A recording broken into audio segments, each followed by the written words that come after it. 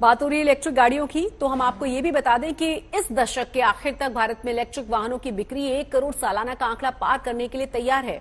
लेकिन जिस तेजी के साथ ईवी की बिक्री हो रही है, उसी तरह से इनकी बैटरी के लिए चीन पर भारत की निर्भरता लगातार बढ़ती जा रही है। बीते साल भी करीब 3/4 बैटरीज के लिए भारत को चीन के भरोसे रहना पड़ा था। भारत में इलेक्ट्रॉनिक वाहनों का मार्केट तेज रफ्तार से दौड़ रहा है, लेकिन इस बीच इनके निर्माण के लिए सबसे जरूरी पुर्जा यानी बैटरी को लेकर भारत में काफी काम किया जाना बाकी है। अगर भारत इस मामले में चूक गया तो फिर बैटरी की सप्लाई में चीन का दबदबा बढ़ सकता है, जो भारत के ईवी मार्केट को काफी हद तक चीन पर निर्भर बना देगा। अगर बात करें इलेक्ट्रॉनिक वाहनों की बिक्री की, तो 2022-23 में भारत में कुल 12.43 लाख इलेक्ट्रिक वाहनों की बिक्री हुई है, जो 2021-22 के मुकाबले 2.5 गुना ज्यादा थी। वित्त मंत्रालय के मुताबिक 2030 के आखिर तक भारत में सालाना 1 करोड़ ईवी की बिक्री होगी। लेकिन अगर सरकार इलेक्ट्रिक वाहनों में इस्तेमाल होने वाली बैटरियों की मैन्युफैक्चरिंग को देश में करने पर कामयाबी हासिल नहीं करेगी, तो चीन को बैठे बिठाए एक बेहद बड़ा मार्केट मुहैया हो जाएगा। दरअसल भारत में फिलहाल इन बैटरियों में इस्तेमाल होने वाले कच्चे माल का उत्पादन नहीं हो रहा है और इन रॉ मटेरियल के लिए जरूरी खनिजों के खदान भी भारत में नहीं है।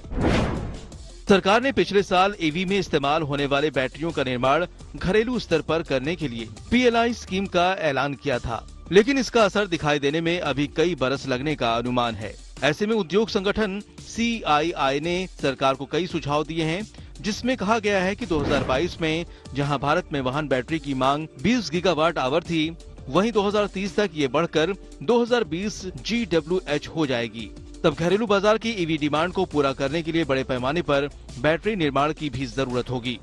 इसके लिए लिथियम, कोबाल्ट, मैग्नीज और ग्रेफाइट, निकेल और कॉपर जैसे खनिजों की जरूरत होगी। इनमें भी सबसे जरूरी लिथियम और कोबाल्ट हैं। ईवी के निर्माण और कीमत में बैटरी की लागत सबसे ज्यादा होती है। इलेक्ट्रिक वाहन की कुल कीमत का 45% उसकी बैटरी होती है, लेकिन अगर घरेलू उत्पाद को बढ़ावा दिया जाए तो फिर ये ईवी के दाम को कम करने में मददगार हो सकता है। जबकि फिलहाल भारतीय वाहनों के लिए जरूरी बैटरी का 74% चीन से आता है।